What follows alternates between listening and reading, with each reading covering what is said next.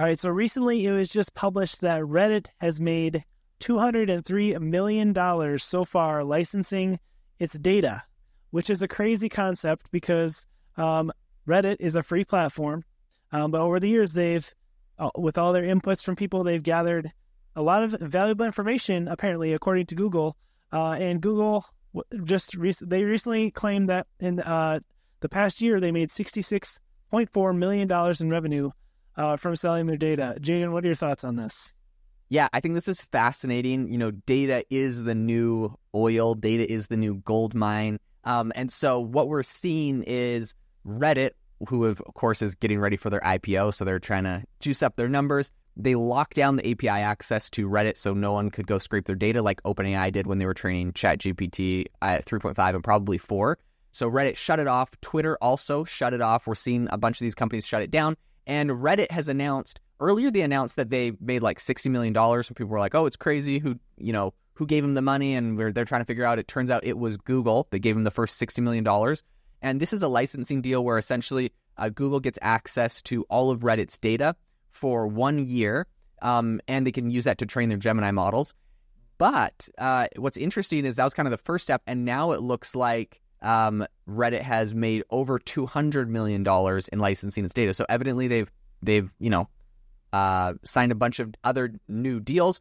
And I think that this is really important. What a lot of people might be sleeping on is the fact that Reddit's data is useful for more than just the text in it. So an example of this, very frequently you see all of these large language models, they include like Wikipedia as one of their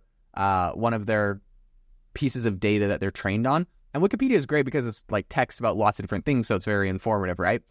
But what's even more valuable, in my opinion, is what Reddit's done, where essentially they have information about a lot of different things, but they also show the comments below the topic, and they show how many upvotes and downvotes each comment gets. So it's like a very literal, like this comment is this valuable, this one has this many people that disagree, so it's controversial. Like you get way more context when you get the upvotes and downvotes in a comment. And so I think that's what's really interesting about this. Yeah, I mean, I found myself, in the past 2 to 3 years, a lot of times if I have a question, I will still Google it first, but then half of the time I'm not satisfied with the answer because there's sponsored posts, there's keyword stuffed blog posts, and not really it's like, can I trust this, or is this just, something that someone made, to make affiliate money, stuff like that. So I'll go to Reddit, and I end up trusting a lot of times the answer I find on Reddit more than Google, which is pretty fascinating because anyone can post on Reddit. It's kind of like, back to your Wikipedia example, when Wikipedia came out, teachers would say, you can't trust Wikipedia, because anyone can write a Wikipedia article. But it quickly became, essentially peer-reviewed, and it became one of the most accurate sources of information we have. I think a similar thing is almost happening with Reddit, and I think Google, is kind of realizing this and realizing that if they want to keep up with Reddit, and they're going to need that data. So I think really it's probably a good investment for them.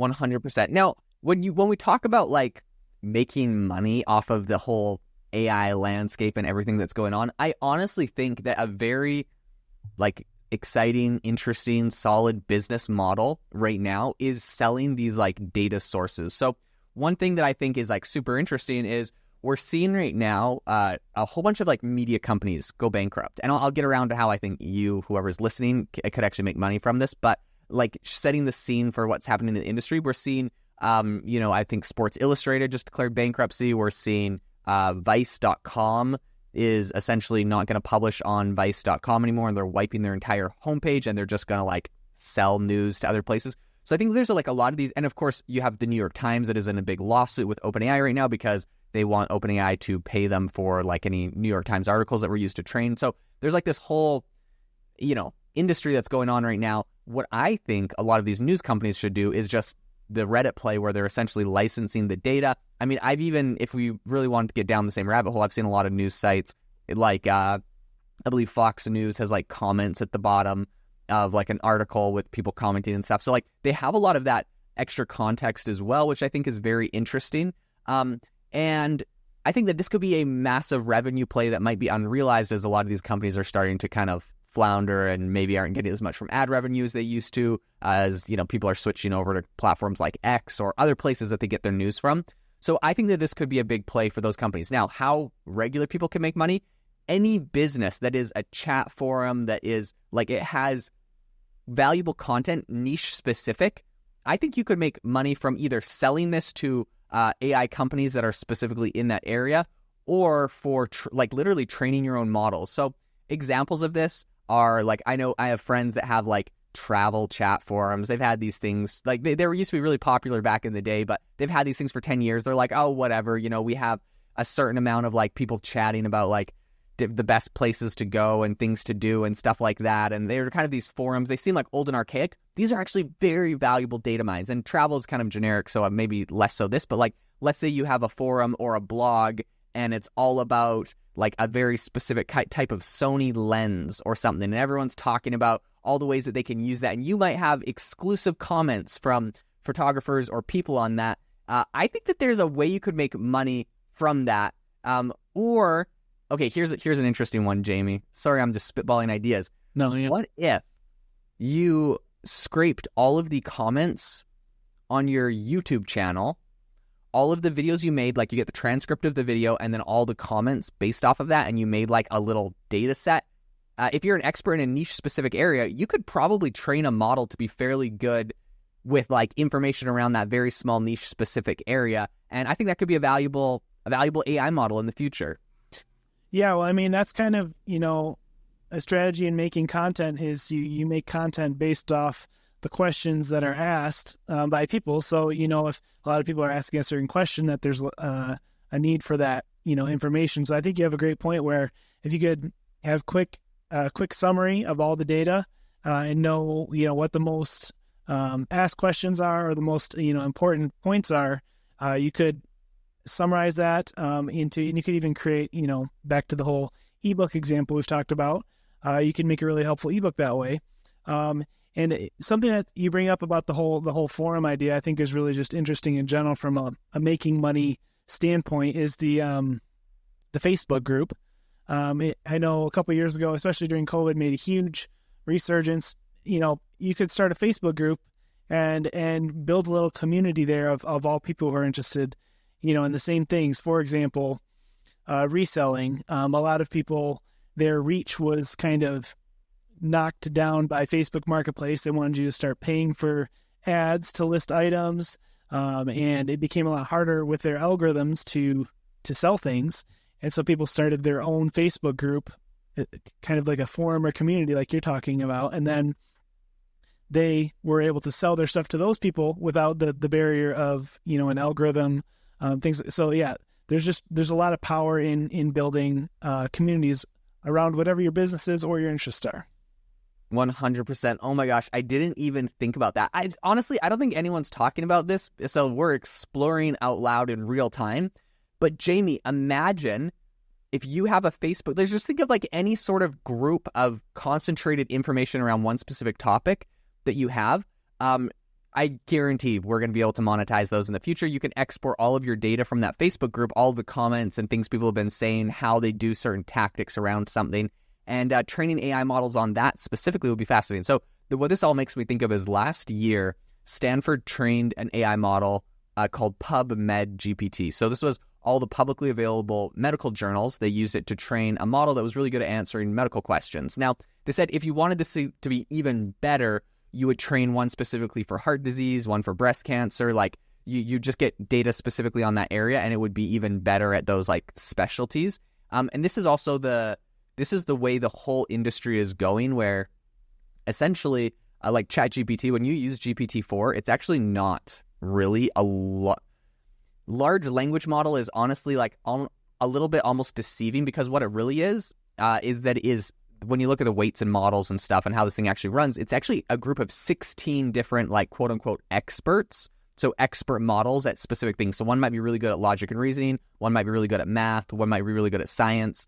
And so when you ask ChatGPT a question, it pretty much runs a smaller model that determines which of these 16 experts is going to be the best at answering that question, and then it has that expert answer the question.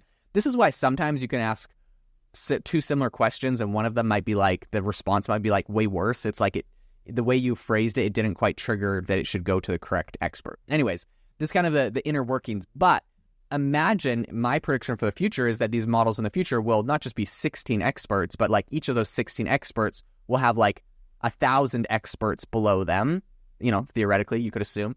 And so, yeah, you could essentially train these micro models that are really good at things that will be highly valuable. So if my hypothesis in this area is correct, then one of the most lucrative and valuable things you could be doing today is starting some sort of group, starting some sort of forum, starting some sort of blog, and really trying to get as much engagement as you possibly can, even YouTube channel, in expertise in a very small specific area. And who knows, just like Reddit, may be able to sell it for $60 million one day. Yeah, I mean, the licensing data on a small level is actually a really interesting concept, and I think you're right. I think it will happen. Back in the day when Sarah and I were doing wedding photography, we had, at some point we'd hit our like 250th wedding. We were pretty well known in the area, and a tourism company paid for by the city actually saw one of our pictures, and they asked if they could license just one picture for like a billboard for the city. It had like some diversity in it, and so we said, sure. Even though we had already been paid by the client, we had to just get their permission, and then we could license that image. I mean, that was like my first licensing experience, and it was like felt like free money. It was amazing. So how much did they pay to license it for the billboard? I think it was like $1,700 or something like that. Like, oh, that's awesome. I mean, it felt free to me. I was like, and I actually don't ever know if I saw it on a billboard. They could have just, who knows? They had a budget, they spent it. I don't know, but all I know is I got some money. So that is so fascinating. Yeah, I think this is interesting because the dynamic is totally shifting. And yeah, to be included in the training data or included in these models is now when you're going to be getting paid for a lot of this stuff. So build out those data sets, people. That is my biggest takeaway from today. Reddit is making a killing, and I think it's going to be really interesting. This will be a trend we start seeing where companies are selling their data more and more. Lots of ethical considerations and questions and things people will have issues with, but I think it's the direction that this is all going. And so I would just want to bring it up and keep everyone informed. Thank you so much for tuning in to the AI Hustle podcast today. If you enjoyed the episode, we would super, super appreciate it if you drop us a comment and a review. If you ask us a question in your review, we'll try to get to it and get back to you. Hope you all have an amazing rest of your day.